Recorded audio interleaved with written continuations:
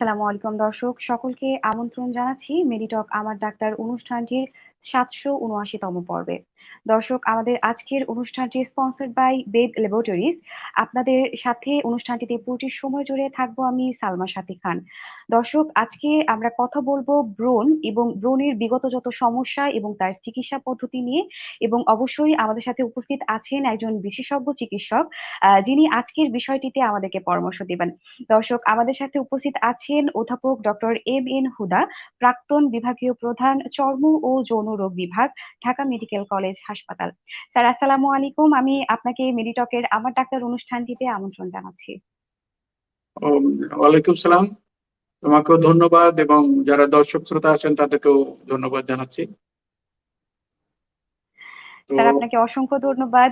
Sir ব্রণের মতো একটি খুবই স্পর্শকাতর একটি বিষয় নিয়ে, এবং আমরা সবাই আসলে সব বয়সের মানুষই এই ব্রণ রিলেটেড সমস্যা নিয়ে আসলে ভুগে থাকি, এবং আপনি আজকে এই বিষয়টি নিয়ে আমাদেরকে পরামর্শ দেবার জন্য উপস্থিত হয়েছেন। অসংখ্য ধন্যবাদ এবং কৃতজ্ঞতা প্রকাশ করছি।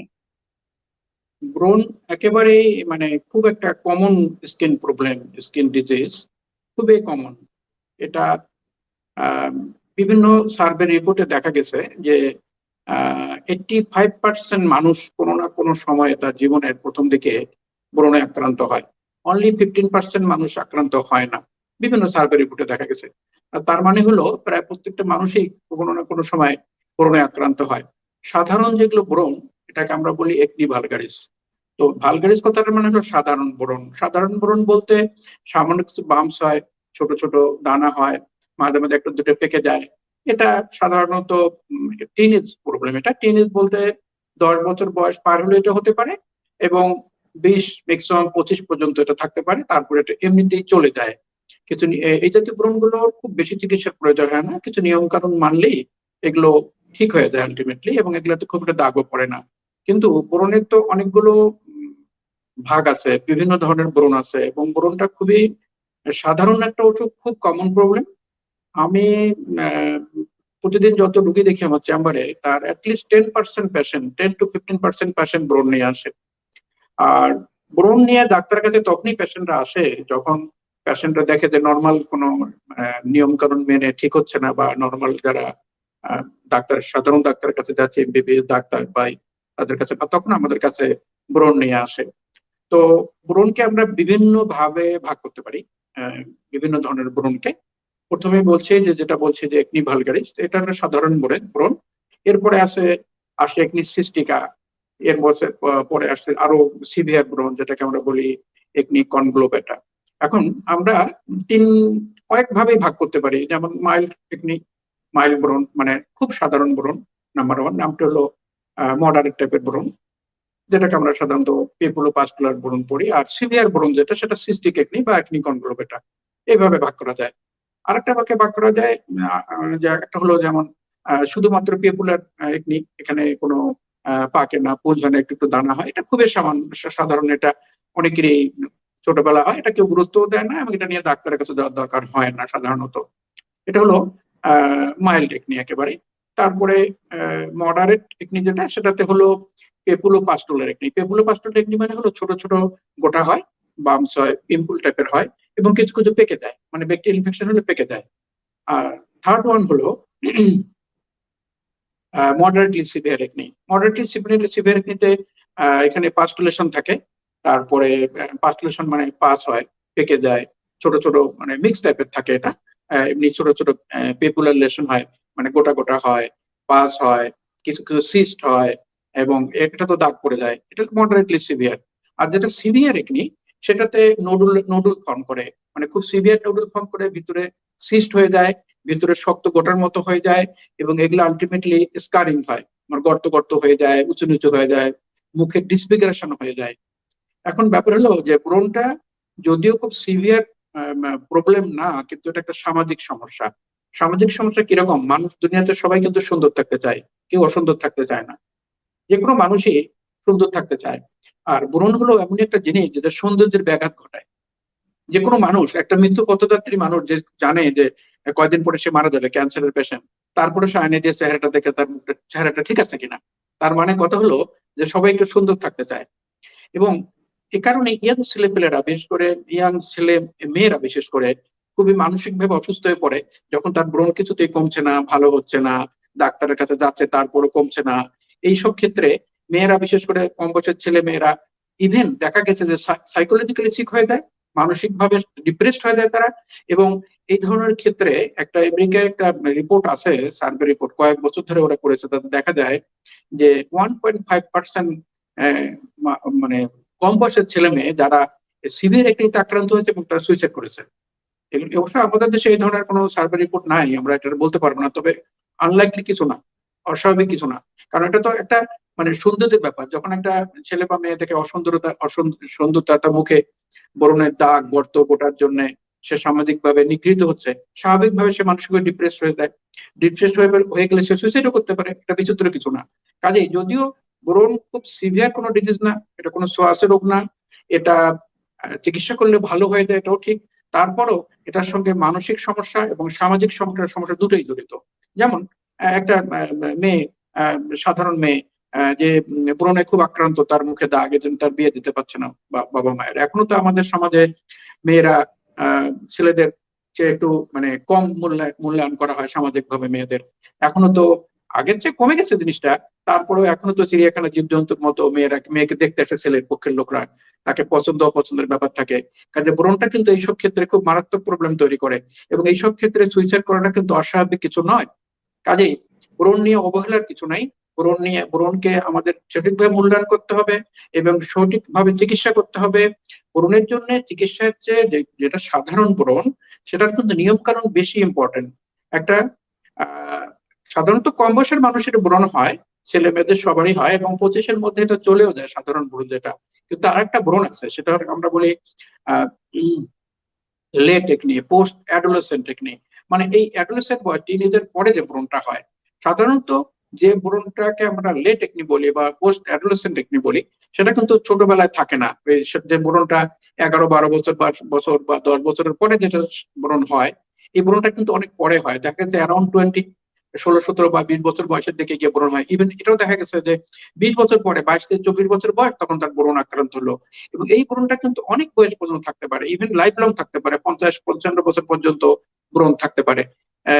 তুমি লক্ষ্য করবে, আপনারা দেখবেন যে অনেক সময় অনেক বয়স্ক মানুষ, সেটা মহিলাও হতে পারে, পুরুষও হতে পারে, মেয়ে পুরুষের ডিফারেন্স নাই, মুখে অনেক গর্ত, ব্রণ হচ্ছে এই বয়সে, 50-55 বছর ব্রণ হচ্ছে। এটাকে আমরা বলি লেট একনি, এটা post adolescent acne, adult acne, অনেক ভাবে বলা হয় এটাকে। এবং এটা কিন্তু আনকমন না, প্রচুর কেস পাই আমরা, এরকম এরকম রোগী পাই যে অনেক বয়স হয়েছে তারপর ব্রণ আছে। এটার সঙ্গে হরমোনের সম্পর্ক আছে, আর ব্রণ তো একটা হরমোন জনিত সমস্যা, এটার সঙ্গে হরমোনের প্রবলেম আছে। টিন এজে যখন 10 বছর পার হয়ে যায়, তখন ছেলে মেয়েদের টেস্টোস্টেরন মানে অ্যান্ড্রোজেনিক হরমোন গুলো বেড়ে যায়, বিশেষ করে টেস্টোস্টেরন গুলো বেড়ে যায়। এবং এটা কিন্তু একটা ফ্যাক্টর। ব্রণ হওয়ার তো অনেকগুলো কারণের মধ্যে টেস্টোস্টেরন বেড়ে যাওয়া একটা ফ্যাক্টর। আর মেয়েদের যেমন ব্রণ প্রিমিনিস্ট্রাল টাইমটাতে বেড়ে যায়। প্রিমিনিস্ট্রাল মানে হলো মাসিকের ঠিক আগে আগে ব্রণ বেড়ে যায়। এর কারণ হলো তখন হরমোন, তার মেয়েদের যে এস্ট্রোজেন প্রজেস্টেরন, ফিমেল হরমোন, এটা একটু ফল করে ওই টাইমটায়, যখন তার টেস্টোস্টেরন বেড়ে যেতে পারে। তো তখন তার ব্রণ বেড়ে যায়। ইউজুয়ালি প্রিমিনিস্ট্রাল যেগুলো অন্যান্য সিমটম হয় মেয়েদের অনেকেরই হয়, পেটে ব্যথা, মুক্ত মাথা ব্যথা, মাথা ঘোরায়, দুর্বল লাগে যেমন হয়, একই সঙ্গে ব্রণও কিন্তু বেড়ে যেতে পারে। তো এটাও কিন্তু একটা মানসিক পীড়ার কারণ হয়ে যায়, বিশেষ করে মেয়েদের ক্ষেত্রে। অল্প বয়সের মেয়ে, নতুন মিনিস্ট্রেশন শুরু হয়েছে, আবার মিনিস্ট্রেশন আগে তার ব্রণও বেড়ে যাচ্ছে, তখন সে মানসিক ভাবে এমনিতেই মানে সে টেনশনে থাকে, ডিপ্রেস থাকে, আবার ব্রণ বেড়ে যাওয়ার জন্য মানসিক ভাবে আরো ডিপ্রেসড হয়ে যেতে পারে। তো এগুলো হলো ব্রণের ব্যাপারে প্রিলিমিনারি কথা, প্রাথমিক কথা। তারপর আর বলো, আর কিছু কোনো জানার আছে? জি স্যার, অবশ্যই স্যার। আপনার পরামর্শ নেবার জন্য আমাদের সাথে ইতিমধ্যে অনেক দর্শক যুক্ত হয়ে গেছেন। আমি এক এক করে তাদের প্রশ্নগুলো নিয়ে নিচ্ছি। স্যার, আমাদের সাথে যুক্ত হচ্ছেন তানিয়া তানি, লিখেছেন আসসালামু আলাইকুম। আমি রুমি, আমার বয়স 27 বছর। আমার মুখে কিছুই ইউজ করতে পারি না, ব্রণ উঠে, কিংবা মেডিসিন খেলেও ব্রণ উঠে। আমার স্কিন টাইপ সেনসিটিভ, কখনো রুক্ষ আবার কখনো তৈলাক্ত। আমি কি ধরনের স্কিন প্রোডাক্ট ইউজ করতে পারবো? স্যার, আমাদের দর্শকদের কি পরামর্শ একটু দিতেন? আসলে আহ, বয়স কত? 20? বয়স কত 27 বলে? বছর। 27 বছর। তার মানে এটা বলা যায় যে লে টেকনি, পোস্ট অ্যাডোলেসেন্ট, তার মানে অ্যাডোলেসেন্ট এজ পার হয়ে গেছে তার, সি বিকাম অ্যাডাল্ট। এই বয়সে ব্রণটা মানে আসলে অ্যাডাল্ট টেকনি, পোস্ট অ্যাডোলেসেন্ট একনি যেটা আমরা বলি সেটাই। তো এটা একটা সিভিয়ার ফর্মের একনি হয়। তবে একনির যেটা প্রাইমারি কথা সেটা হলো ইউজুয়ালি তৈলাক্ত চামড়া একনি হয়, মানে যাদের সিবাম সিক্রেশন বেশি হয়। আমাদের হেয়ার ফলিকুল গুলোতে এক ধরনের গ্ল্যান্ড থাকে, এটার নাম হলো সিবেসিয়াস গ্ল্যান্ড। এটাকে সাধারণ মানুষ বলে ওয়েল গ্ল্যান্ড। এটা হলো চুল যেখান থেকে উৎপত্তি হয় তা চুলের গোড়ায় থাকে। তো চুলের গোড়ায় যে একটা ফলিকল থাকে, একটা পোর থাকে, ওই পোরের গোড়ায় লোমকূপ, যদি লোমকূপের ঠিক গোড়ায় এই সিবেসিয়াস গ্ল্যান্ডটা থাকে, এখান থেকে সিবাম সিক্রেশন হয়। সিবেসিয়াস গ্ল্যান্ড থেকে যে সিক্রেশনটা হয় সেটাকে বলে বলে বলে আমরা সিবাম। তার মানে সাধারণ মানুষ বলে এটা ওয়েল গ্ল্যান্ড, এবং ওয়েল গ্ল্যান্ড থেকে যে ওয়েলি সিক্রেশন সিক্রেশন হয় সেটার নাম হলো ওয়েল সিক্রেশন বা সিবাম। তো এই ওয়েল সিক্রেশন যখন কোনো কারণে ব্লক হয়ে যায়, যখন পোরটা কোনো কারণে ব্লক হয়ে যায়, তখন কিন্তু একনি ডেভেলপ করে।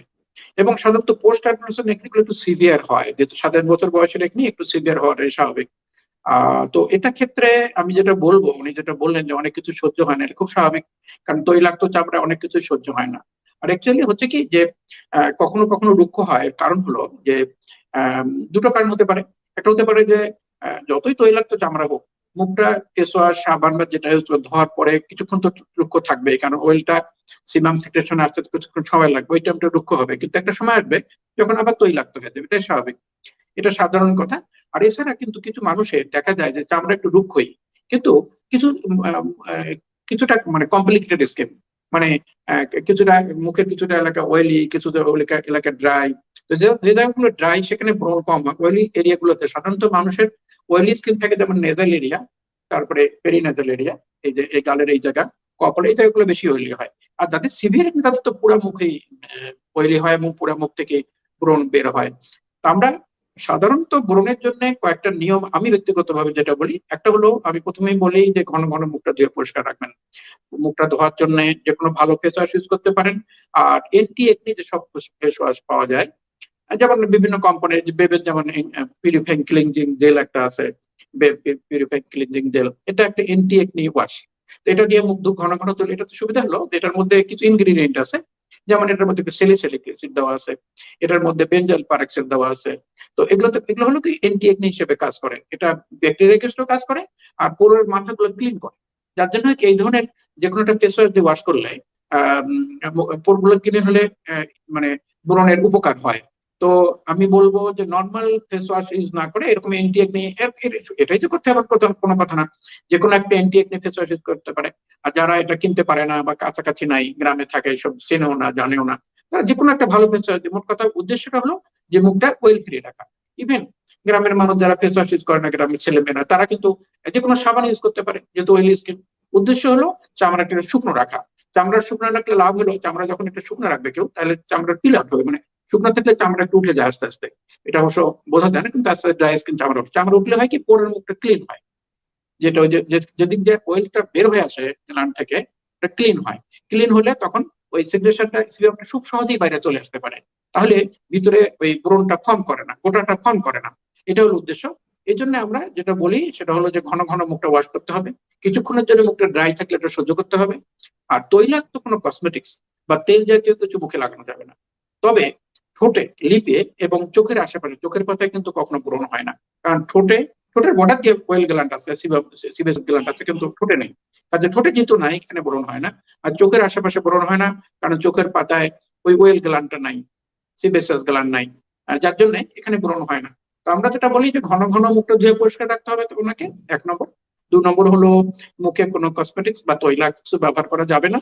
তবে ঠোঁটে এবং চোখের পাতায় উনি যেটা ইচ্ছে লাগাতে পারবে।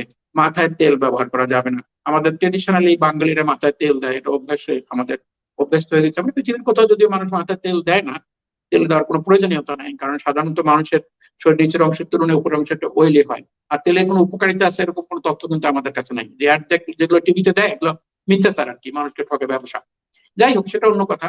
কিন্তু তেল দিলে হয় কি, তেলের ইফেক্টে মাথা যখন তৈলাক্ত হয়, এই তেলের ইফেক্টে মুখ তৈলাক্ত হয়, এবং যার জন্য ব্রণ বেড়ে যায়। তাহলে প্রধান কথাই হলো যে মুখটা ঘন ঘন ওয়াশ করে পরিষ্কার রাখতে হবে, মাথা রেগুলার শ্যাম্পু দিয়ে ওয়াশ করতে হবে, নাম্বার 1।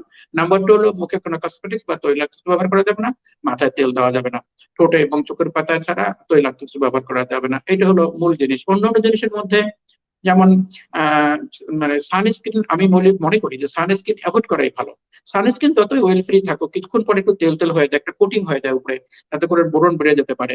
ন্যাচারাল সানস্ক্রিন বেটার দেন আর্টিফিশিয়াল সানস্ক্রিন। ন্যাচারাল সানস্ক্রিন বলতে এটা বোঝায় যে একজন মানুষ যদি সে সানলাইট অ্যাভয়েড করতে পারে, সেটা ডিরেক্ট আর ইনডাইরেক্ট সানলাইট, রিফ্লেক্টেড লাইট, যেমন সোজাসুজি আমরা সোজাসুজি সানলাইট আসে রোদ সূর্য থেকে, সেটাকে আমরা বলি ডিরেক্ট সানলাইট, তার মানে রোদ।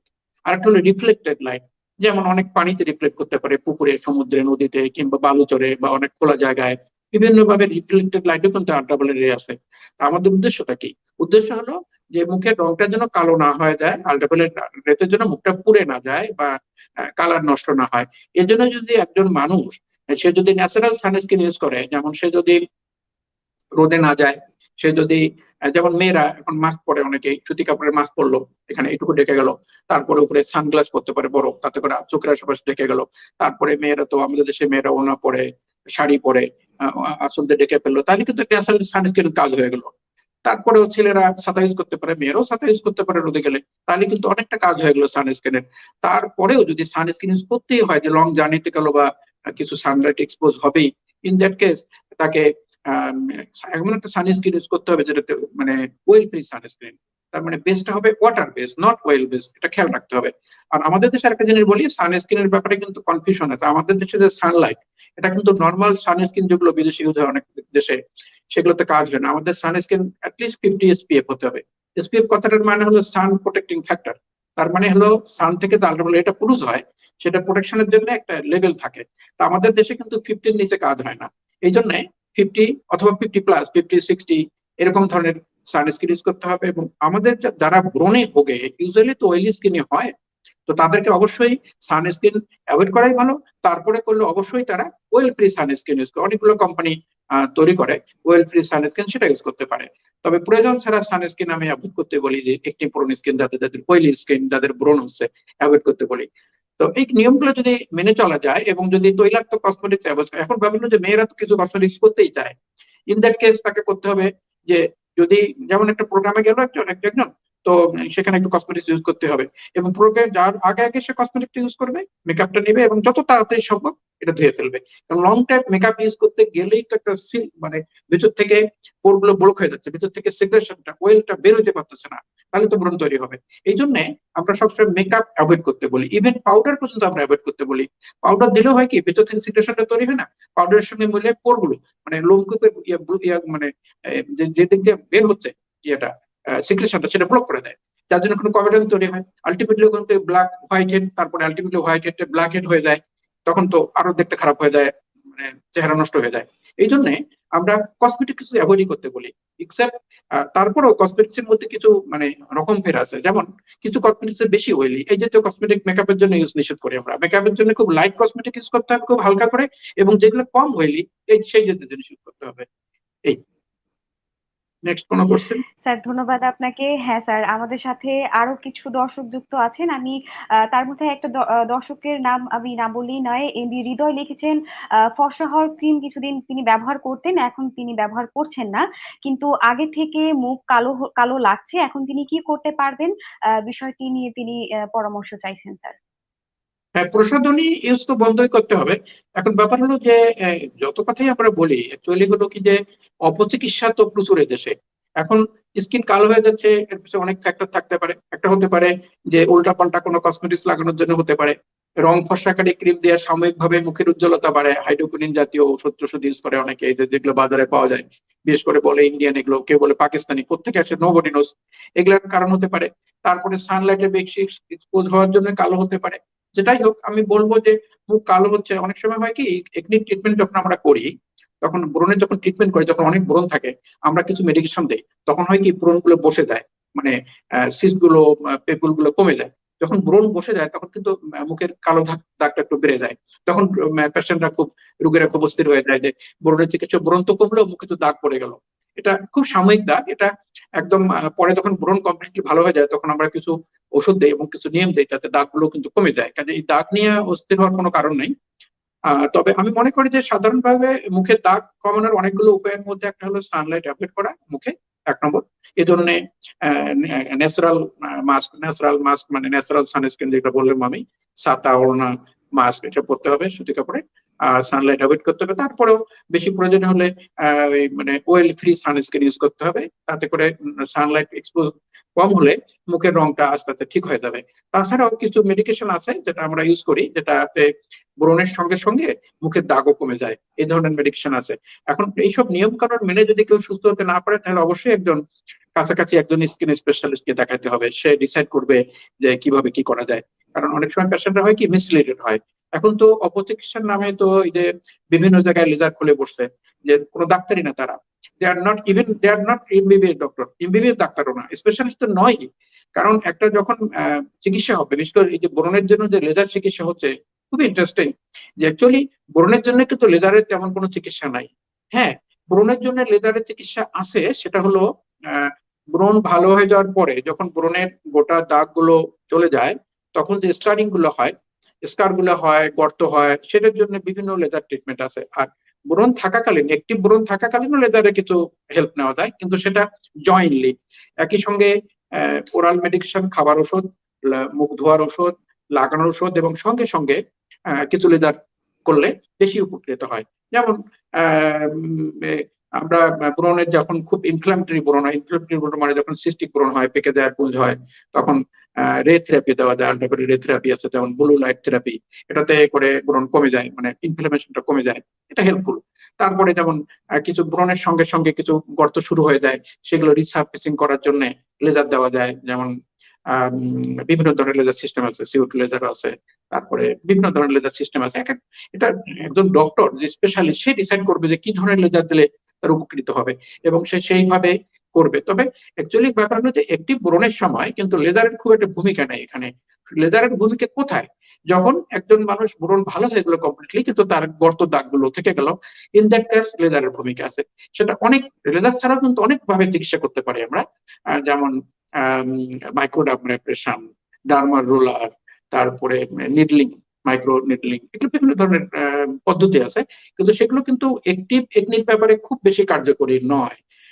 ইভেন কেমিক্যাল পিলিংও একটা বেসিক ট্রিটমেন্ট, সেটাও করা যায়, কিন্তু সেগুলো সবই পোস্ট একনি যে কমপ্লিকেশন গুলো হয়, গর্ত, দাগ, স্কারিং, এগুলো ট্রিটমেন্টের জন্য, কিন্তু অ্যাকচুয়ালি একটি ইয়েতে কিছু নেই। এখন মুশকিল হচ্ছে কি যে বিভিন্ন, আমাদের দেশে আগে ছিল না, ইদানিং এই জিনিসটা কয়েক বছর যাবত আমি লক্ষ্য করছি যে কিছু মানুষ দুইটা লেজার মেশিন কিনছে, একটু ট্রেনিং নিচ্ছে, সে ডাক্তারও না, সে এমবিবিএস ডাক্তারও না, সে তার কোনো ধারণাই নাই যে স্কিনের কি জিনিস, তার স্কিন কত অয়েলি না ড্রাই, স্কিনের কি ধরনের এটা ব্রণ, এটা কোন টাইপের ব্রণ, কোনো ধারণা নেই, কিন্তু তারা মেশিন নিয়ে বসছে, ওই যে ওদের শিখিয়ে দিচ্ছে যে এইরকম হলে এইটা দিবা, এরকম হলে এই থেরাপি দিবা, এত মাপের দেবে, সে ওইভাবেই করতেছে। এতে করে কি পেশেন্টরা মিসলিডেড হয়, এবার ব্যবসা শুরু করে দিচ্ছে এটা একটা। এই জন্য আমি বলবো, আপনারা যারা আমার প্রোগ্রাম দেখছেন, আপনারা সাবধান হন। আপনাদের যদি লেজার জাতীয় কিছু করতেই হয়, অ্যাকচুয়ালি একটি ব্রণের সময়, ব্রণের পরে যে ব্রণ ভালোর কমপ্লিকেশন, সেটার জন্য লেজার বেশি প্রয়োজন, তার আগে কিন্তু লেজারের কোনো প্রয়োজন নাই। আপনার দরকার হলো নিয়ম কানুন মেনে চলা এবং মেডিসিনাল ট্রিটমেন্ট, সেটা লোকাল মেডিসিন হতে পারে, খাবার ওষুধ হতে পারে। তো সেটার জন্য অবশ্যই একজন স্কিন স্পেশালিস্টকে দেখাবেন। আর লেজার নিতে হলেও একজন স্কিন স্পেশালিস্টের কাছ থেকেই লেজার নিতে হবে, বা একজন স্কিন স্পেশালিস্টের তত্ত্বাবধানে লেজার নিতে হবে। কিন্তু ওই যে বই পড়া বিভিন্ন কোম্পানি তৈরি হয়ে গেছে, জানেন, 2-4টা লেজার মেশিন 5-7-10 লাখ টাকা দিয়ে কিনে বসে গেছে, চাইনিজ মেশিন দিয়ে তারা লেজার করতেছে, আর মানুষ মিসলিড হচ্ছে। আমার কাছে ইদানিং প্রচুর রোগী আসে, আমি নাম বলবো না, 2-একটা কোম্পানি আছে এরকম তৈরি হয়ে গেছে, তারা তাদের ঢাকা শহরে 2-3টা ব্রাঞ্চ করছে, এবং তারা লেজার করতেছে, এবং লেজার করার পরে যখন কয়েকটা সিটিং দেয়, 20-30-50 হাজার টাকা নিয়ে নিলো। রোগী যখন ফেরা হয় তখন আর যায় না, তখন ওদেরকে গিয়ে রাগারাগি করে চলে আসে, আর কিছু করার নাই, টাকা তো পেমেন্ট করে ফেলছে। তখন আমাদের কাছে আসে, বলে যে এরকম দেখেন আমি কতগুলো টাকা দিলাম। আমি বললাম যে একজন আপনি ডাক্তার দেখাবেন না, আপনি তো একজন ডার্মাটোলজিস্ট, স্পেশালিস্ট দেখাবেন। তারপরে স্পেশালি যদি আপনাকে মনে করে লেজারের দরকার, তখন সেই আপনাকে লেজার দেবে, বা সে যদি নিজে না করে সে একটা লেজার সেন্টারে পাঠাবে, যেখানে জেনুইন স্কিন স্পেশালিস্টরা আপনার ট্রিটমেন্ট দিবে। আসলে স্কিনের কি টাইপের স্কিন, কি প্যাথোলজি, ব্রণ কেন হচ্ছে, এটা কি ধরনের ব্রণ, এটা কি নর্মাল ব্রণ না সিভিয়ার ব্রণ, এটা কি মানে নর্মালি যে ব্রণ এজে হয় সেই এজের ব্রণ, না এটা কি পোস্ট অ্যাডোলেসেন্ট যেটা বললাম অ্যাডাল্ট একটি সেই ব্রণ, এটা কি হরমোন রিলেটেড ব্রণ না নন হরমোন রিলেটেড ব্রণ, এটা তো একজন স্পেশালিস্টে বুঝবে। যেমন মেয়েদের একটা ডিজিজ আছে, এটাকে বলে পলিসিস্টিক ওভারি সিনড্রোম। এটা তো কিন্তু সিভিয়ার ফর্মের ব্রণ হয়, পলিসিস্টিক ওভারি সিনড্রোম কিন্তু একটা কমন প্রবলেম আমাদের দেশে, প্রচুর রোগী পাই আমি, প্রতিদিন একটা দুটো রোগী পাই পলিসিস্টিক ওভারি সিনড্রোমে। এটা হলো ইয়াং এজে হয়, বা ধরেন এই 14-15 বছর বয়স থেকে এই 30 বছর বয়সের মধ্যেই এই মেয়েদের এই ব্রণ হয়, সেটা বিবাহিতদেরও হয় অবিবাহিতদেরও হয়। এদের হয় কি ওয়েট বেড়ে যায়, ব্রণ হয়, এবং এটা বেশিরভাগই সিস্টিক একনি হয়, ওয়েট বেড়ে যায়, মিনিস্ট্রাল ডিস্টারবেন্স শুরু হয়, মাসিক ইরেগুলার হয়, অনেকের 3-4 মাস পরে মেনস্ট্রুয়েশন শুরু হয়। আর তারপরে লোম বেড়ে যায়, মানে এটাকে বলে হার্টসিটিজম বলে। এটা হলো ছেলেদের যেমন দাড়ি মোচ গজায়, মেয়েদের এরকম চুল গজায়, দাড়ি মোচের মধ্যে কিছু কিছু লোম বেড়ে যায়, শরীর ফুলে যায়, ওজন বেড়ে যায়, এট দ্য সেম টাইম ব্রণ হয়। এটা কি একজন non medical person polycystic ovary সিনড্রোমটা কি জিনিস, কি কারণে হয়, কি হরমোনের ডেফিসিয়েন্সিতে হয়, পলিসিস্টিক ওভারি সিনড্রোম হলে কি করতে হবে, সে কি বোঝে? সে বোঝে না। সে গেলেই ব্রণের লেজার ট্রিটমেন্ট দেয়, তাতে করে হয় কি সাময়িকভাবে কিছু কমে যায়, কিন্তু যখন বন্ধ করে দেয় তখন উল্টা আরো প্রবলেম দেখা দেয়। তার বেসিক প্রবলেমটা হলো পলিসিস্টিক ওভারি পিসিওএস। তো পিসিওএস এর তো ট্রিটমেন্ট করতে হবে তাকে, না হলে লেজার দিয়ে কি লাভ হবে? এই জিনিসগুলো সবাইকে বুঝতে হবে, এবং সেইভাবে আমি মনে করি যখন নর্মাল নিয়ম কানুন মেনে একজনের ব্রণ ভালো হয় না, তখন একজন ডার্মাটোলজিস্টের পরামর্শ নিতে হবে। আর কিছু নিয়ম যেমন সাধারণভাবে যে কথাগুলো আমি বললাম, যে ঘন ঘন ওয়াশ করা, তৈলাক্ত জিনিস অ্যাভয়েড করা, এটা যেমন ইম্পর্টেন্ট। এছাড়া আরো কিছু ইম্পর্টেন্ট নিয়ম কানুন আছে, যেমন যে কোনো ধরনের একটি কিন্তু টেনশনে বাড়ে, অ্যাংজাইটিতে বাড়ে, এবং এই ব্রণ নিয়ে টেনশনে ভোগা যাবে না। ইয়াং ছেলেমেয়েরা বেশি অ্যাংজাইটিতে ভোগে। অ্যাংজাইটিতে ভুললে তো আর সমস্যার সমাধান হচ্ছে না। অ্যাংজাইটিতে টেনশনে থাকলে ব্রণ বেড়ে যাবে, ঘুম হবে না, ব্রণ বেড়ে যাবে, এটা একটা। 2 নম্বর হলো যে খাদ্যাভ্যাসেরও কিছু চেঞ্জ করতে হবে একটু, মানে খাবারের সঙ্গে যে ব্রণের খুব বেশি সম্পর্ক আছে এটা প্রমাণিত হয় নাই। অনেকে বলে যে এটা খাবেন না, এটা খাবেন না, এটা খেলে ব্রণ, এটা কিন্তু ঠিক নয়। অনেকে সারাদিন ফাস্টফুড খাচ্ছে, তৈলাক্ত ব্রণ হচ্ছে না, অনেকে কিছু খাচ্ছে না তারপরে ব্রণ হচ্ছে। তাতে বোঝা যায় যে খাবারের সাথে খুব বেশি রিলেশন নাই। তবে হ্যাঁ, একটা ব্যালেন্স ডায়েট, একটা হাইজিনিক ডায়েট কিন্তু খুব ইম্পর্টেন্ট একটা মানুষের সুস্থ থাকার জন্য। ব্রণটা একটা ডিজিজ, একটা অসুখ, কাজেই একটা ব্যালেন্স ডায়েট সুস্থ থাকার জন্য যেটা দরকার সেটা কিন্তু খেতে হবে। এবং না খেলে সেটার ইফেক্টে ব্রণ যে বাড়তে পারে না তা আমি বলবো না, ব্রণ বাড়বে। তবে খাবারের সঙ্গে খুব বেশি সম্পর্ক আছে, যতটা বলা হয় ততটা নয়।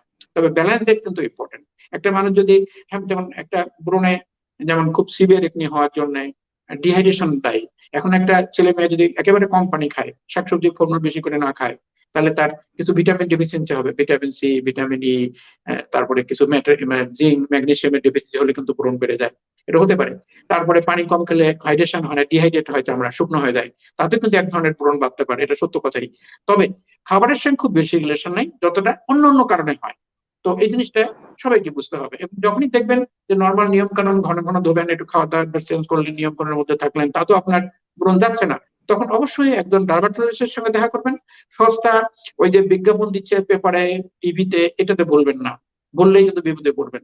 তাহলে দেখবেন যে আপনার পয়সা নষ্ট হবে, আর বিপদ, বরং একজন ডাক্তারকে দেখান, একজন স্পেশালিস্টকে, সে আপনাকে সৎ পরামর্শ দেবে। পরবর্তী স্যার, কোশ্চেন। ধন্যবাদ জানাচ্ছি আপনাকে। আমাদের সাথে যুক্ত আছেন টুকটুকি মজুমদার, লিখেছেন আমার স্কিনেও ব্রণ ছিল, এখন চলে গেছে, বাট ব্ল্যাক স্পট আছে মুখে, আমি কি ইউজ করব জানাবেন? আমার স্কিন খুবই সেনসিটিভ, বেশিরভাগ সময় ড্রাই থাকে, আমার স্কিন ব্ল্যাক হয়ে যাচ্ছে, আমার এজ হচ্ছে 29 বছর। 32 বছর বয়স, ব্রণ ভালো হয়েছে, তার স্কার স্যার, আছে, দাগ হয়ে গেছে, এই তো। তো 29 বছর এখন বয়স। এখন হ্যাঁ, এখন ব্রণ ভালো হয়ে যাওয়ার পরে এই বয়সে সাধারণত মুখ একটু ড্রাই হয়ে যায়, কারণ অয়েলি স্কিন কমে যাওয়ার পরে তো ব্রণটা কমে। কাজে এখন একটু মুখ ড্রাই হতেই পারে, কিন্তু তাই বলে বেশি তৈলাক্ত কিছু দেওয়া যাবে না। কারণ একটু মুখ শুকনো রাখলে হয় কি, চামড়া একটু পিল আউট হয়, শেড আউট হয়, চামড়া একটু উঠে যায়, তাতে করে দাগ তাড়াতাড়ি কমবে এবং গর্তটাও তাড়াতাড়ি কমবে। এখন উনি স্কারের কথা বলছেন, দাগের কথা বলছেন, দাগটা কি ধরনের এটা না দেখে কমেন্ট করা মুশকিল। যদি সাধারণ দাগ হয়, অল্প যে গর্তরে সাধারণ দাগ হয়, তাহলে সিম্পল মেডিকেশনে চলে যাবে। যেমন একই নিয়ম, ঘন ঘন ধুতে হবে, পারতপক্ষে বেশি তৈলাক্ত কিছু ব্যবহার করা যাবে না মুখে, এবং কিছু আমাদের মেডিকেশন আছে, যেমন লাগানোর ওষুধ আছে, যেমন স্কার রিমুভিং কিছু ক্রিম আছে, এর মধ্যে যেমন সেলিসিলিক অ্যাসিড, গ্লাইকোলিক অ্যাসিড, তারপরে আরো কিছু এই ধরনের জিনিস আছে যেগুলো স্কিন একটু শেড আউট করে। এগুলো একটা ব্যালেন্স প্রিপারেশন আছে, দিনে একরকমের, রাতে একরকমের, এরকম দিয়ে আমরা ট্রিটমেন্ট করি। আর এই বয়সে যখন ব্রণ তার হচ্ছে না এবং চামড়া একটু ড্রাই হয়ে গেছে, তার জন্য কিন্তু সানস্ক্রিন কোনো অসুবিধা নাই। ব্রণ একনি প্রোন স্কিন না থাকলে, তৈলাক্ত চামড়া না থাকলে সানস্ক্রিন দিতে কিন্তু কোনো সমস্যা নেই। আরেকটা জিনিস হলো যে সানস্ক্রিনের ব্যাপারে কিন্তু অনেক রকমের ভুল ধারণা আছে মানুষের। সানস্ক্রিন কিন্তু শুধুমাত্র ডিরেক্ট সানলাইট, যেটা সান থেকে আসে রোদ, এবং রিফ্লেক্টেড লাইট। এছাড়া কিন্তু এমনি ঘরে বসে সানস্ক্রিন দেওয়ার কোনো যুক্তি নাই, কারণ ঘরে যে লাইট আসে সেটাতে তেমন কোনো ইয়ে থাকে না। ঘরে সানস্ক্রিন বসে লাগিয়ে রাখলে এটার ইফেক্টে আবার সমস্যা হতে পারে। তো এটাও খেয়াল রাখতে হবে যে আননেসেসারি ঘরের মধ্যে থেকে ডিরেক্ট সানলাইটে, যেমন এটা নামই হলো সানস্ক্রিন, সান থেকে যে আলোটা আসে সেটা ডিরেক্ট আসুক রোদ হিসাবে বা ইনডাইরেক্ট রিফ্লেক্টেড হোক, সেটার জন্য কিন্তু সানস্ক্রিন। ঘরে বেশ বসে থেকে যেখানে আলোই বেশি আসতেছে না, জানলা দিয়ে সামান্য আলো আসতেছে, এটার জন্য সানস্ক্রিন মেখে বসে থাকলে আরো মুখ তৈলাক্ত হবে, মুখ শেড আউট হবে না, চামড়া পিল আউট হবে না, এবং এটার ইফেক্টে আরো প্রবলেম দেখা দিতে পারে। শখ করে সানস্ক্রিন ব্যবহারের কোনো জাস্টিফিকেশন নাই। এখন কোম্পানির সস্তা সস্তা অ্যাডে আননেসেসারি সানস্ক্রিন কেউ ইউজ করবেন না, তাতে ওয়েলিনেস বেড়ে গেলে আরো প্রবলেম বাড়বে। যতই ওয়েল ফ্রি হোক, কিছু না কিছু তো কোটিং করে, এটাতে কিন্তু সমস্যা আছে। তবে হ্যাঁ, সানস্ক্রিন খুব প্রয়োজনীয়। কারণ হলো যে আপনি যদি লং জার্নিতে, যেমন আপনি বাংলাদেশে আছেন, বিদেশে কোথাও বেড়াতে গেলেন, কিংবা কক্সবাজারে বেড়াতে গেলেন, সি বিচে প্রচুর সানলাইট, ইন দ্যাট কেস আপনি সানস্ক্রিন না করলে কালো হবেনি। কাজে আপনাকে তো এটা করতেই হবে যে সানস্ক্রিন ইউজ করতে হবে। কিন্তু সেটা আপনাকে দেখতে হবে যে কি ধরনের সানস্ক্রিন ইউজ করতেছেন, আপনার স্কিনে কি ধরনের সানস্ক্রিন স্যুট করবে সেটা আপনাকে দেখে নিতে হবে, এবং তারপরে একজন ডার্মাটোলজিস্টের পরামর্শ নিতে হবে এটার জন্য আপনাকে। আর দাগ ওঠানোর জন্য আপনি নিয়ম কানুনের মধ্যেই থাকেন, মুখটা ঘন ঘন ওয়াশ করেন, পারতপক্ষে তৈলাক্ত কিছু লাগাবেন না, এবং ব্যালেন্স ডায়েট মেনটেন করেন, একটু পানি বেশি করে খান।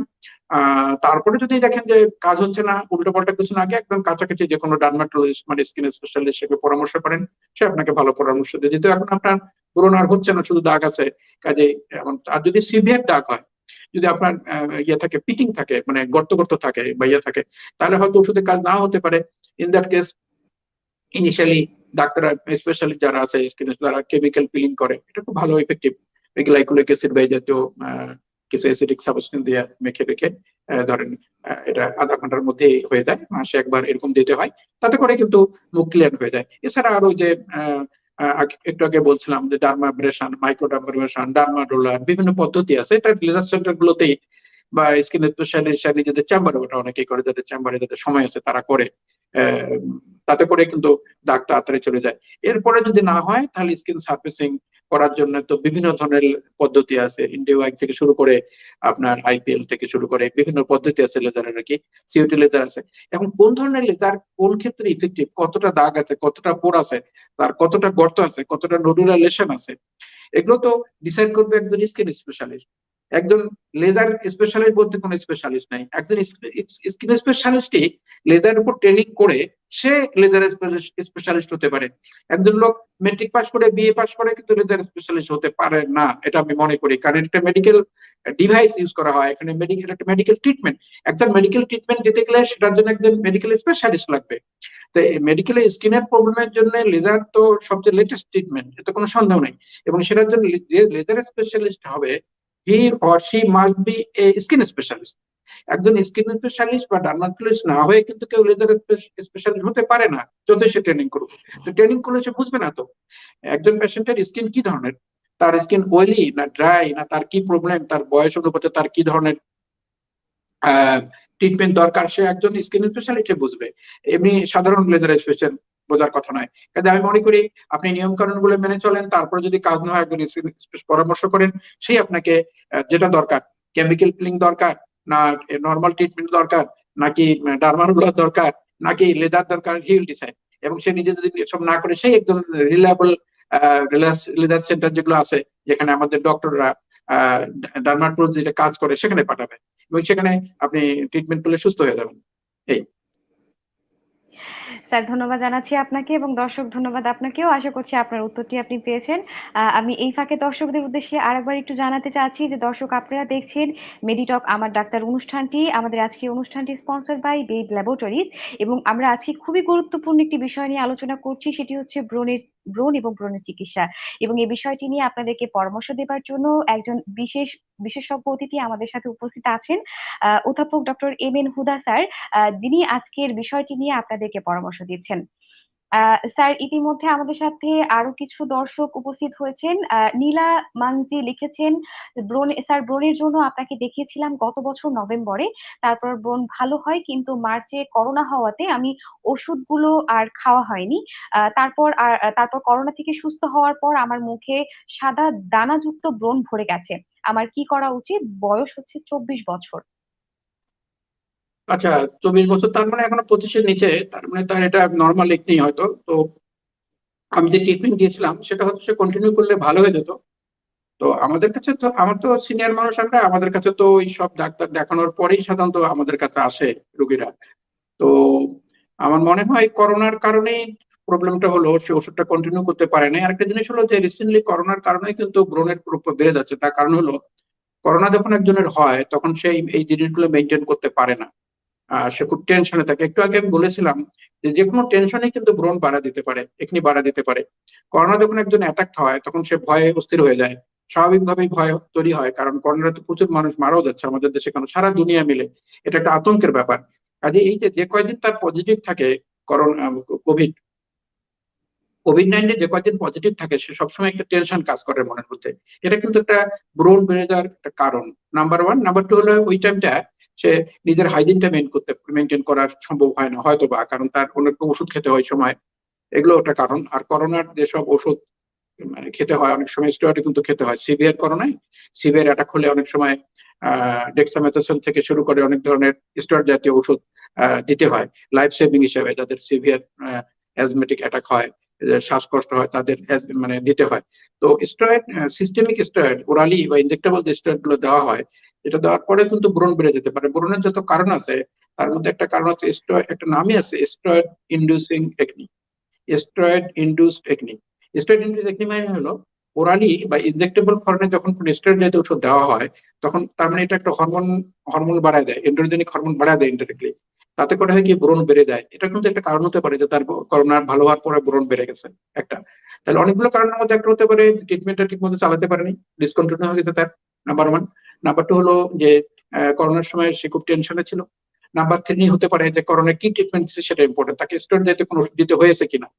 যখন কারো লাংস অ্যাটাক হয়ে যায় 25%-এর বেশি, তখন কিন্তু স্টেরয়েড থেরাপি ইন্ডিকেটেড এখন corona world wide. Steroid therapy দেওয়া হচ্ছে সারা দুনিয়া মিলে। উপায় থাকে না, কারণ লাংস আপডেটেড করলে তো মুশকিল। তো স্টেরয়েড থেরাপি দিলেও কিন্তু ব্রণ বেড়ে যেতে পারে। এমনকি অ্যাডাল্টে যাদের একটু ব্রণের ভাব আছে, 60 বছর বয়স, এটা একটু আগে বলেছিলাম যে বয়স্ক মানুষের ব্রণ থাকে, 60 বছর বয়স কিন্তু একটু একটু ব্রণ আছে, তাকে ধরুন স্টেরয়েড থেরাপি দেওয়া যায়, হয় তখন তার শরীর উপরে অনেক বিকে উঠে, মুখে তো হয়, ব্রণে ভরে যায়, এরকম রেকর্ড ইদানিং কয়েকটা রিপোর্ট আমি দেখলাম এসছে যে স্টেরয়েড দেওয়ার পরে করোনা রোগীর 60 বছর বয়স কিন্তু অনেক ব্রণ দেখা দিচ্ছে, সেটা মেল ফিমেল উভয় ক্ষেত্রে হচ্ছে। যাই হোক, এখন আমি মনে করি যে সে যেহেতু আমার ট্রিটমেন্টে ছিলেন আপনি, তো আপনি একটা কাজ করেন, আপনি আমার ট্রিটমেন্ট যেগুলো ছিল ওই নিয়মগুলো আপাতত মেনে চলেন। আর ওষুধ যদি ডিসকন্টিনিউ হয়ে থাকে তাহলে হঠাৎ করে নিজে ওষুধ আর খায়েন না। আপনি আপনি নিজে ওষুধ না খেয়ে নিয়ম কানুন গুলো মেনে চলেন। পরের সুযোগ সময় মতো আমাকেও দেখাতে পারেন বা একজন যে কোনো স্কিন স্পেশালিস্টকে দেখান। দেখে আমার কাগজপত্র দেখালে, যে কাছাকাছি যাকেই পান দেখালে সে আবার নতুন করে ট্রিটমেন্ট দেবে। বাট আমার কাছে চলে আসতে পারেন। এছাড়া তো এই মুহূর্তে আর বলার কিছু নাই, যেহেতু ট্রিটমেন্টটা ডিসকন্টিনিউ হয়ে গেছে। স্যার ধন্যবাদ জানাচ্ছি আপনাকে এবং থ্যাংক ইউ। দর্শক এরপরে আর ধন্যবাদ কি আছে? আপনাকেও। হ্যাঁ স্যার, আমাদের সাথে যুক্ত আছে এমডি মাসুদ রানা, লিখেছেন স্যার আমার অ্যালার্জির কারণে সবসময় সর্দি কাশি হাঁচি লেগেই থাকে, অলরেডি অনেক ডাক্তার দেখিয়েছি, একজন ডাক্তার 3টে ইনজেকশন দিয়েছে, এখন হালকা কমলেও পুরোপুরি ভালো হচ্ছে না, কি করতে পারি? বয়স 28 বছর। আচ্ছা, উনি হাইড্রোক্লোরাইড জাতীয় অ্যান্টিহিস্টামিন ট্যাবলেট খাচ্ছেন, শরীরে বেশি চুলকানি হচ্ছে, এই বিষয়টি থেকে নিস্তার পাওয়ার জন্য উনি পরামর্শ চাইছেন। আসলে এই ব্রণের সঙ্গে চুলকানির খুব বেশি সম্পর্ক নেই।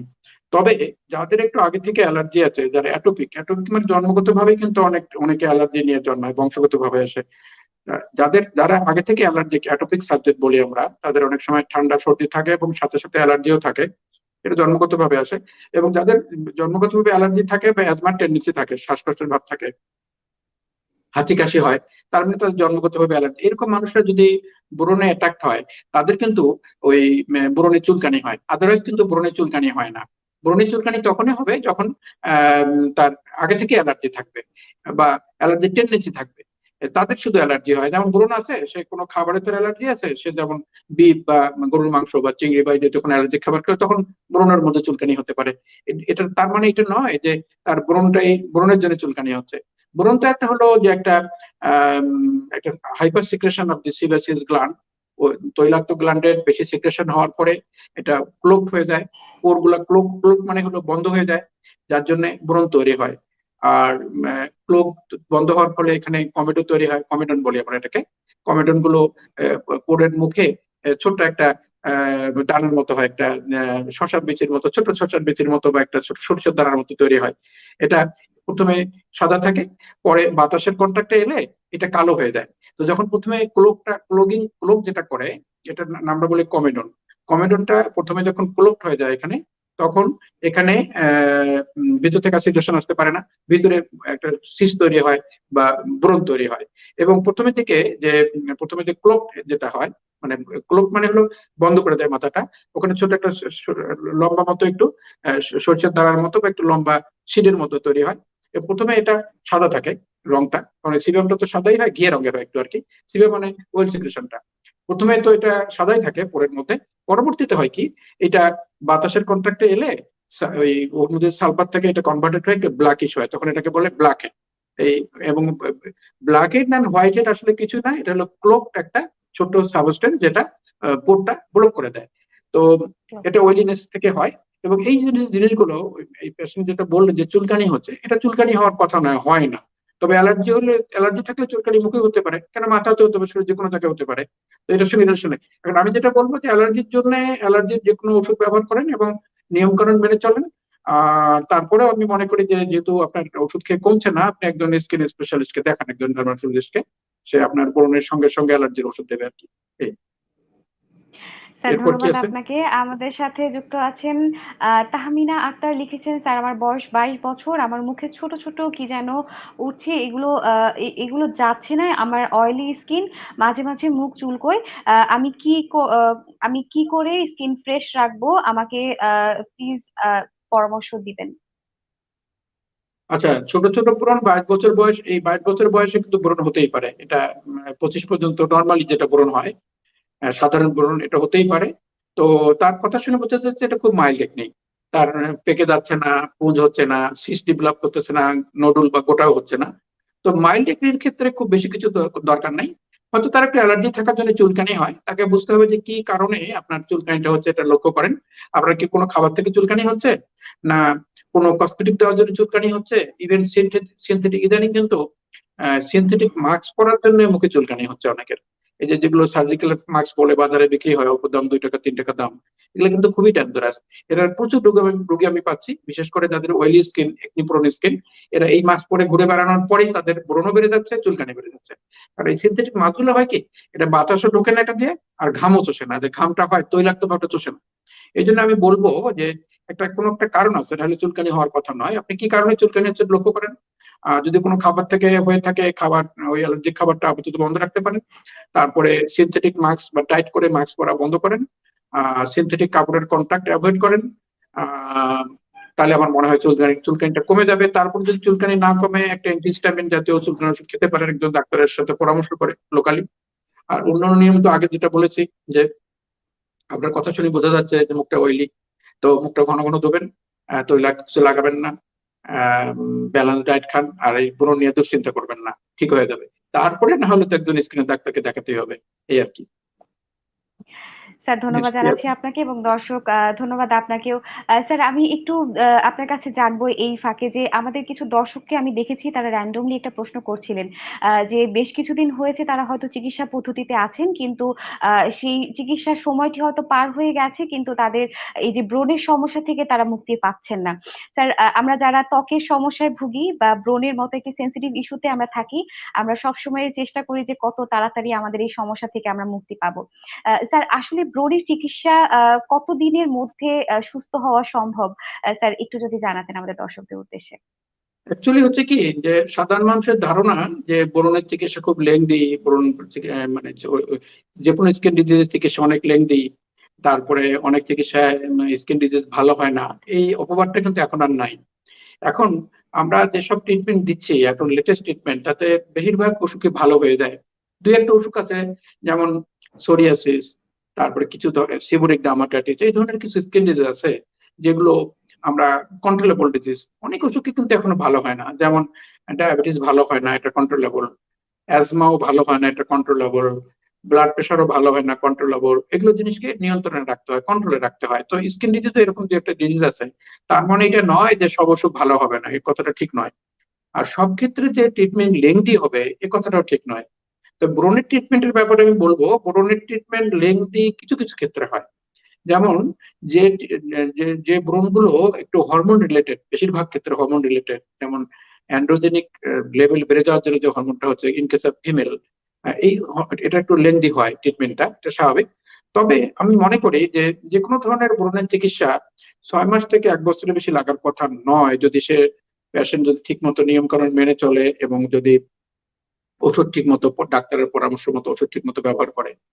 আর সাধারণ যেটা ব্রণ, এই যে সিম্পল ব্রণ, একনি ভালগারের যেটাকে আমরা বলি সাধারণ ব্রণ, সাধারণ পেপুল পাস্টুল হচ্ছে একটু, এটা ট্রিটমেন্ট তো খুব বেশি দিন লাগার কথা না, একটু নিয়ম মানলে কয়েক মাসের মধ্যেই ভালো হয়ে যায়, কিন্তু প্রপার ট্রিটমেন্টের দরকার। এখন করে কি মানুষ, বেশিরভাগই আমাদের দেশের মানুষ এখন তো অতটা শিক্ষিত না, বিশেষ করে গ্রামের মানুষরা। একটা জিনিস কিন্তু ইন্টারেস্টিং, সেটা হলো যে ব্রণ শহর এরিয়ায় ছেলে মেয়েদের বেশি হয়, গ্রামের মানুষদের মানে গ্রামে যারা থাকে অল্প শিক্ষিত অশিক্ষিতদের কিন্তু ব্রণ কম হয়। এটা একটা সার্ভে রিপোর্টে দেখা গেছে। এটা আমি একটা ইয়ে করছিলাম যে সার্ভেতে, আমি যখন পিজিতে ছিলাম 1983-84, তখন আমি পিজিতে চাকরি করতাম, তখন আইপিজিএমএস ছিল, তখন তো বঙ্গবন্ধু ছিল না, তখন আমি কেবল 83-তে মানে স্পেশালিস্ট হয়েছি আর কি। স্পেশালিস্ট হওয়ার পরে তখন তো স্পেশালিস্ট খুব কম ছিল।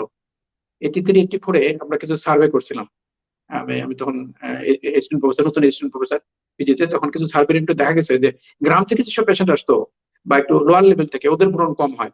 কিন্তু যত ব্রণের পেশেন্ট দেখা যায় বেশিরভাগই হলো শহর এলাকায় থাকে এবং একটু শিক্ষিত টাইপের। এরা করে কি, এরা ওই উল্টাপাল্টা ওষুধ ইউজ করে, যেটা পায় অ্যাড দেখে ইউজ করে। কারণ গ্রামের মানুষ করে কি, ওই অত কিছু বোঝে না, তারা এইসব উল্টাপাল্টা জিনিস ইউজ করে না, যার জন্য তাদের ব্রণ কমই হয়। তো এটা কিন্তু একটা ইন্টারেস্টিং জিনিস যে গ্রামের ছেলেমেয়েদের ব্রণ কম হয়, যারা শহরে থাকে তাদের বেশি হয়, কারণ শহরে বেশি রূপচর্চা করতে গিয়ে উল্টাপাল্টা ইউজ করে, বিশেষ করে ইদানিং যে রং ফর্সাকারী ক্রিম ইউজ করে। এই রং ফর্সা ক্রিম সর্বনাশের একটা মানে চূড়ান্ত সর্বনাশ। এতে করে সবই বাড়ে, ব্রণও বাড়ে, আর মুখের ডিসফিগারেশন হয়ে যায়, আলটিমেটলি কালো হয়ে যায়, এবং পরে আর কোনো কিছুতেই আমরা এটাকে মানে ঠিক করা খুব ডিফিকাল্ট হয়ে যায় আমাদের জন্য। এখন রং যে ফর্সা হওয়ার কোনো ওষুধ এখনো দুনিয়াতে আবিষ্কার হয় নাই, এটা কাকে বোঝানো যাবে? যদি রং ফর্সাকে ওষুধে আবিষ্কার হতো, তাহলে যাদের কোটি কোটি মিলিয়নার, যারা বিলিয়নার, তারা কেউ কেউ কালো থাকতো, সবাই ফর্সা হয়ে যেত। এটা কোনো সম্ভব না।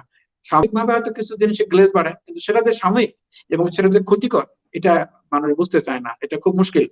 আর হলো যে যেটা মূল কথা, যে সহজে ভালো হয় না, অনেকদিন চিকিৎসা করতে হয়। ব্রণের ক্ষেত্রে আমি মনে করি যে এটা ঠিক না। অন্যান্য কিছু স্কিন ডিজিজ আছে, কিছু স্কিন ডিজিজ ভালো হয় না কন্ট্রোল রাখতে, যেমন সোরিয়াসিস একটা ডিজিজ আছে, তো সেটা অন্য কথা, কিন্তু ব্রণ তো ভালো হবে, ভালো হবে না কেন? ইভেন পোস্ট অ্যাডোলেসেন্ট টেকনিক, যেটা অ্যাডাল্ট টেকনিক, সেটা তো ভালো হয়ে যায়। এখন ট্রিটমেন্ট আছে, আমরা বিভিন্ন ভাবে ট্রিটমেন্ট করি, ভালো হয়ে যায়। এটা তো সময় বেশি লাগে, হয়তো এক বছর বা 8-9 মাস এরকম লাগে, কিন্তু ভালো হয়ে যায়। ভালো না হওয়ার কোনো কারণ নেই। প্রপার ট্রিটমেন্ট করলে অবশ্যই ভালো হবে, এটা আমি নিশ্চিত করতেছি।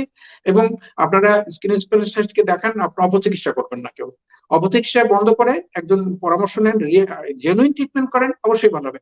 আপনার একজন স্কিনের ডাক্তারই বুঝবে যে আপনার স্কিনের কি কন্ডিশন, আপনার কি ধরনের ট্রিটমেন্ট দিলে। সবার স্কিন তো এক না, ব্রণ সবারই হচ্ছে, ব্রণ একই রকম ব্রণ দুইজনের আছে, কিন্তু দুইজনের স্কিন কিন্তু এক নাও হতে পারে, এবং ব্রণ হওয়ার কারণও কিন্তু দুই রকম হতে পারে। এটা শুধুমাত্র একজন স্কিন স্পেশালিস্ট বুঝবে, কারণ এটা জিনিস আপনাকে বুঝতে হবে। এবং এটা করেন, দেখবেন ভালো হয়ে যাবেন তাড়াতাড়ি, খুব বেশি সময় লাগার কথা নয়। অনেক ট্রিটমেন্ট আছে এখন। এখন আর ট্রিটমেন্ট না করলে যেটা হয়, যে পরের দিকে গিয়ে স্কারিং হয়, মুখে গর্ত হয়, ডিসফিগারেশন হয়, চেহারা নষ্ট হয়ে যায়, এসব হয়। তো এই জন্য যে প্রপার ট্রিটমেন্ট যেহেতু এখন আছে, সব ধরনের ট্রিটমেন্ট আছে, এখন অনেক লেটেস্ট ট্রিটমেন্ট আমরা দিচ্ছি। ইভেন এখন তো আমরা ওই যে সিস্টেমিক থেরাপি কিছু কিছু আছে, যেমন আইসোটেটিনয়েন আমরা দিচ্ছি, রকটের নামের একটা ওষুধ পাওয়া যায়, অ্যাকুটের নামে, ওয়ার্ল্ড ওয়াইড পাওয়া যায়, বিভিন্ন নামে পাওয়া যায়, এগুলো আমরা দিচ্ছি। এটাও খুব ইফেক্টিভ, এবং এটাতে একদম পেশেন্ট ভালো হয়ে যায়। তবে এগুলো কিছু নিয়ম কানুন আছে, সবাইকে দেওয়া যায় না, এক একজনে এক এক রকম ট্রিটমেন্ট দিতে হয়, সব ওষুধ তো সবাইকে দেওয়া যায় না। তবে ভালো হয় না এই কথাটা ঠিক নয়, ভালো হয়ে যায়। এবং দীর্ঘ চিকিৎসা করতে হবে তাও নয়, যে রোগটা ভালো হয় না কন্ট্রোলে রাখতে, সেটার কথা আলাদা। কিন্তু ব্রণ তো ভালো হবে না এরকম কোনো কথা নেই, এটা তো কিউরেবল ডিজিজ, ভালো হবে না কেন? হয়তো কারো সময় বেশি লাগে, কারো কম লাগে, এটা সত্য কথাই, কিন্তু ভালো না হওয়ার কোনো কারণ নেই। এবং এর জন্য আমি মনে করি যে আপনি একজন স্পেশালিস্টকে দেখান, তার পরামর্শ মতো চিকিৎসা করেন, ইউ উইল বি অলরাইট, অবশ্যই ভালো হবে। এরপর কি আছে স্যার বলেন। আসলে চমৎকার কিছু প্রশ্নের উত্তর আপনি আমাদেরকে দিয়েছেন স্যার। আমি একটি প্রশ্ন আপনার কাছে রাখবো স্যার। আমাদের বর্তমান বিগত ২ বছর আমরা করোনাকালীন সময়ে আমাদের জীবনযাত্রার ব্যাপক পরিবর্তন ঘটেছে এবং আমাদের বেশিরভাগ সময় কেটেছে ঘরের মধ্যে। এবং যদি আমি একটু স্পেসিফাই করে বলি যে বর্তমানে যে কিশোর কিশোরীরা আছে তাদের দেখা যাচ্ছে যে খাবার দাবারের পরিবর্তন, লাইফস্টাইলের একটি পরিবর্তন ব্যাপকভাবে ঘটেছে। এবং আপনাদের পরামর্শ মতো বা আপনার আজকের যে আলোচনার বিষয়টি ছিল যে খাওয়া দাওয়া ঠিক রাখা, ঘুমের একটি বিষয় আসছিল আমাদের এই আলোচনার বিষয়ে। স্যার এই যে লাইফস্টাইলের যে পরিবর্তন করোনাকালীন সময় আমরা দেখতে পেরেছি এবং আমরা এখনো লকডাউনের মধ্যে দিয়ে আবারও যাচ্ছি, এই সময়টিতে আপনি কিশোর কিশোরীদের বা যারা ঘরে আছেন তাদেরকে কি কি পরামর্শ কি দিবেন যারা ব্রণ থেকে যাতে করে তারা ঠিক থাকতে পারে বা এখন সুস্থ থাকতে পারে? করোনাকালীন সময়ে ব্রণ বেড়েছে আমি মনে করি না। অনেকগুলো কারণ এখানে থাকতে পারে। করোনাকালীন সময়ে একটা সুবিধা হলো যে ছেলেমেয়েরা বাইরে কম যাচ্ছে। বাইরে কম যাওয়াতে এক্সপোজার কম হচ্ছে, ধুলা ধোয়া রোদ তাপ থেকে সেফ থাকতেছে, তাতে করে কিছুটা লাভ হচ্ছে। কিন্তু করোনাকালীন সময় ঘরে থাকার ফলে হয় কি, ওই খাবার দাবারের ব্যাপারে অনিয়ম হচ্ছে কিছুটা। যেমন অর্ডার দিয়ে সবাই ফাস্টফুড খাওয়া শুরু করেছে, তৈলাক্ত চর্বিযুক্ত খাবার, এটা একটা ফ্যাক্টর হতে পারে। তারপরে করোনার সময় সবাই একটু টেনশনে ভোগে, স্কুল কলেজ বন্ধ, পড়াশোনা হচ্ছে না, বিভিন্ন রকমের টেনশন, এটা একটা কারণ হতে পারে। এসব কারণে বেড়ে যেতে পারে। তবে করোনাকালীন ব্রণ খুব বেশি বেড়েছে তা না। তবে যেমন পোস্ট করোনা, যে করোনা হওয়ার পরে যে সিমটম ইয়েগুলো, কমপ্লিকেশন গুলো, তার মধ্যে কিন্তু ব্রণ একটা। একটু আগে একজন বলছিলেন না যে করোনার পরে তার ব্রণ বেড়ে যাচ্ছে, এটা কিন্তু করোনার পোস্ট করোনা, মানে করোনা ভালো হয়ে যাওয়ার পরে একটা কমপ্লিকেশনের মধ্যে একটা, যে ব্রণ বেড়ে যায়, টেনশন, তারপরে অনিয়ম, এইসব কারণে বেড়ে যায়। কিন্তু করোনার জন্য তো ঘরে থেকে যদি একজন প্রপার হাইজিন মেনটেন করে, রেগুলার মুখটা ওয়াশ করে, তৈলাক্ত কিছু ব্যবহার না করে, তাহলে তো ব্রণ বাড়ার কথা নয়। এবং তবে কিছু কিছু ফ্যাক্টর যেটাকে বলেছিলাম, যে সিনথেটিক মাস্ক পরার জন্য, ঘন ঘন মুখ না ধোয়ার জন্য। এখন তো সিনথেটিক মাস্ক গুলো এত বেশি অ্যাভেলেবল, সবাই এটা ইউজ করতে অভ্যস্ত। কিন্তু এটা তো যাদের অয়েলি স্কিন, বিশেষ করে ব্রণ আছে, তাদের জন্য খুব ক্ষতিকর। কাজে আমি বলবো যাদের ব্রণ আছে তারা কমপ্লিটলি, এই যে সার্জিক্যাল মাস্ক বলে যেটা বিক্রি হয় 2 টাকা 3 টাকা 5 টাকায়, এগুলো খুবই খারাপ। এগুলো মানে হচ্ছে কি যে বাতাসও ঢোকে না, ঘামটা চষে না, এবং স্ট্যাগনেন্ট হয়ে এটাতে বাড়ায় দিচ্ছে। আপনারা মাস্ক অবশ্যই পরবেন। এখন তো মাস্ক খুবই মানে এসেনশিয়াল জিনিস এখন আমাদের জন্য, আমাদের সেফটির জন্য, আমাদের দেশকে বাঁচানোর জন্য। মাস্ক পরা অবশ্যই, সুতি কাপড়ের মাস্ক পরবেন। কটনের মাস্ক এখন বিভিন্ন কোম্পানি তৈরি করতেছে, ভালো ভালো সুন্দর বিভিন্ন ডিজাইনের, বিভিন্ন কালারের, মেয়েরও পরে দেখলাম সুন্দর কাপড়ের, double layer triple layer mask পাওয়া যায়, কটনের মাস্ক, পপলিন টাইপের কাপড়ের, সুতি কাপড়ের।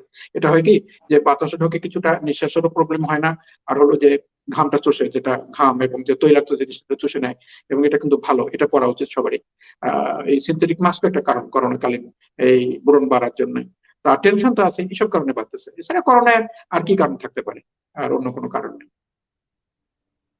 এরপরে কি স্যার আমার করছেন বলো। অনুষ্ঠানের একেবারেই শেষ পর্যায়ে আসলে চলে এসেছি। স্যার আজকের অনেক দর্শক আমাদের সাথে যুক্ত আছেন এবং তাদের প্রত্যেকেরই একটি বিষয় জানার ছিল যে আসলে ব্রণ থেকে নিস্তার পাওয়ার জন্য করণীয় কি?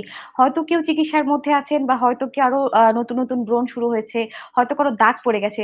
স্যার ওভারঅলি যারা আজকে আমাদেরকে দেখছেন এবং যারা পরবর্তীতে অনুষ্ঠানটি দেখবেন, ব্রণ বিষয়টি নিয়ে তাদেরকে কি পরামর্শ দেবার আছে? আমার পরামর্শ হলো যে ব্রণ নিয়ে টেনশন করার কোনো কারণ নেই। ব্রণের লেটেস্ট অনেক চিকিৎসা এখন বাজারে আছে, যেটা আগে ছিল না। এই 10 বছর আগেও ব্রণের অনেক চিকিৎসা ছিল না, এখন অনেক রকমের মেডিকেশন আছে। সেটা সিস্টেম মেডিকেশন আছে, যেমন আমরা একেবারে ইনিশিয়ালি টেট্রাসাইক্লিন, ডক্সিসাইক্লিন থেকে শুরু করে, ইরিথ্রোমাইসিন, ক্লিন্ডামাইসিন থেকে শুরু করে মিনোসাইক্লিন, সিস্টেমিক থেরাপি দিচ্ছি। তারপরে আমরা রকোটেন দিচ্ছি। তারপরে যাদের মানে পিসিওএস আছে তাদের ট্রিটমেন্ট করতেছি, সেটারও অনেক ট্রিটমেন্ট আছে। মিনিস্ট্রেশন রেগুলারাইজেশনের জন্য আবার ট্রিটমেন্ট দিচ্ছি। তো ট্রিটমেন্ট এখন অ্যাভেলেবল, এবং ব্রণ ভালো হয় না এই কথা কেউ বলবেন না। ব্রণ একদম কিউরেবল ডিজিজ, এবং আপনারা প্রপার ট্রিটমেন্ট করলে অবশ্যই ব্রণ ভালো হবে। আমি যে এতক্ষণ অনেকগুলো নিয়ম কানুন বলেছি, আপনারা সবাই নিয়ম কানুন মেনে চলেন, দেখবেন যে ব্রণ কমে যাবে। 4টা জিনিস খুব ইম্পর্টেন্ট। একটা হলো ঘন ঘন ওয়াশ করে পরিষ্কার রাখতে হবে। তৈলাক্ত কিছু ব্যবহার করা যাবে না এই পুরোনো এরিয়া গুলোতে। পার্সোনাল হাইজিন মেনটেন করতে হবে, ইনক্লুডিং ব্যালেন্স ডায়েট, এবং টেনশন ফ্রি থাকতে হবে, পুরো নিয়ে টেনশন করা যাবে না। আর যখনই দেখবেন যে নর্মাল নিয়ম কানুন মেনে মানে সমস্যা সমাধান হচ্ছে না, বেড়েই যাচ্ছে বা কমছে না, টেনশন না করে এখন মোটামুটি ভাবে একসময় তো বাংলাদেশে স্কিন স্পেশালিস্ট একেবারে হাতে গোনা কয়েকজনই ছিলাম আমরা, এখন তো অনেক, আমার ছাত্রই তো মানে 500-600 হয়ে গেছে। যাই হোক, তো এখন প্রত্যেকটা থানা লেভেলে না হলেও ডিস্ট্রিক্ট লেভেল গুলোতে বেশ অনেক থানা লেভেলে কিন্তু এখন কনসালটেন্ট পোস্ট আছে, জুনিয়র কনসালটেন্ট পোস্ট, এবং অনেক থানা লেভেলে পর্যন্ত ডার্মাটোলজিস্ট আছে, স্কিন স্পেশালিস্ট আছে। কারণ এখন অনেক মেডিকেল কলেজেও অন্তত ডিডিবি কোর্স, মানে ডিপ্লোমা কোর্স গুলো খোলা হয়েছে, যার জন্য এখন স্পেশালিস্ট কিন্তু অ্যাভেলেবল। কাজে আমি মনে করি যে কাছাকাছি না হলেও যে কোনো ডিস্ট্রিক্ট লেভেলে, থানা লেভেলে না পেলেও ডিস্ট্রিক্ট লেভেলে গিয়ে একজন স্কিন স্পেশালিস্ট দেখাতে হবে। এবং আমি মনে করি যে যদি নিয়মকানুন মেনে চলা যায় এবং একজন ডার্মাটোলজিস্টের পরামর্শ মতো যদি আপনারা ওষুধ ব্যবহার করেন, নিয়মকানুন মেনে চলেন, এটাতে ভয় পাওয়ার কোনো কারণ নাই। তো এই কথাগুলো ফলো করেন, সবাই ভালো থাকবেন, ব্রণ থেকে মুক্ত থাকবেন। ব্রণ ভালো হয় না এরকম কোনো অসুখ নয়, ব্রণের দাগ গর্ত যতই থাক এগুলো ট্রিটমেন্ট আছে এবং 100% ভালো হয়ে যায়। এরকম সিস্টিক একনি হয়ে একদম মুখে স্কারিং হয়ে গেছে, সেটাও ট্রিটমেন্ট করে ভালো হয়ে গেছে, এরকম এখন প্রচুর পাওয়া যাচ্ছে। একসময় লেজারও ছিল না, ইভেন এই যে সিম্পল এই যে ডার্মাব্রেশন, মাইক্রো ডার্মাব্রেশন, এগুলো তো একসময় ছিল না, এগুলো যে একসময়, এখন কত রকমের চিকিৎসা আসছে, এখন এগুলো আমরা করছি সবগুলোই এবং ভালো হয়ে যায় মানুষ। ওরই হওয়ার কোনো কারণ নেই, দুশ্চিন্তা মুক্ত থাকেন সবাই। আর স্যার কোনো আমি প্রশ্ন আছে? অসংখ্য অসংখ্য ধন্যবাদ জানাচ্ছি আপনাকে। স্যার আপনি আসলে এত ডেডিকেটেডলি সবগুলো প্রশ্নের উত্তর দিয়েছেন আমাদের দর্শকদের এবং আমার যে প্রশ্নগুলো ছিল স্যার। আমি আশা করছি যে আজকে আমাদের সাথে যারা যুক্ত ছিলেন এবং যারা পরবর্তীতে অনুষ্ঠানটি দেখবেন, তারা আজকের এই অনুষ্ঠানটি থেকে এবং আপনার আলোচনা থেকে তারা কিছুটা হলেও উপকৃত হবেন। স্যার অসংখ্য ধন্যবাদ জানাচ্ছি আবারও আমাদের সাথে যুক্ত হয়ে এত গুরুত্বপূর্ণ একটি বিষয়ে আমাদের দর্শকদেরকে পরামর্শ দেওয়ার জন্য। আচ্ছা, আমিও দর্শকদের আমার পক্ষ থেকে ধন্যবাদ জানাই, ধৈর্য সহকারে আমার কথাগুলো শোনার জন্য। আমি মনে করি আমার কথাগুলো যদি আপনারা ফলো করেন অনেক উপকৃত হবেন, এটাই স্বাভাবিক। আর তোমাকে অনেক ধন্যবাদ, তুমি ধৈর্য সহকারে আমার সঙ্গে এতক্ষণ কথা বলছো। সবাইকে অনেক ধন্যবাদ।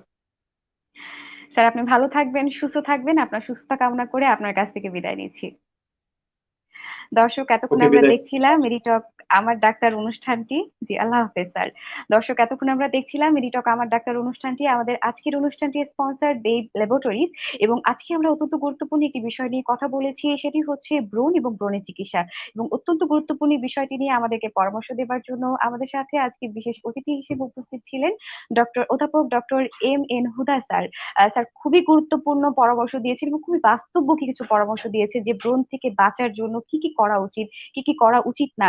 এবং আসলে ব্রণের সমস্যা যে খুবই চিন্তার বিষয় তা কিন্তু না। সঠিক চিকিৎসা এবং তার সাথে যত্নাদি করলে এই ব্রণের মতো কঠিন বা ব্রণের মতো এই বিষয়গুলো থেকে আসলে রক্ষা পাওয়া সম্ভব।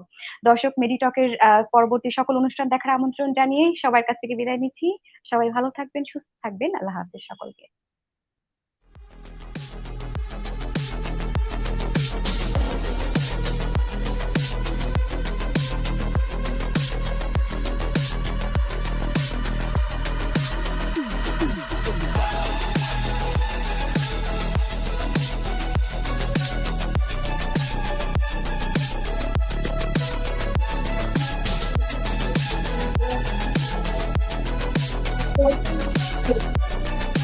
ওইটা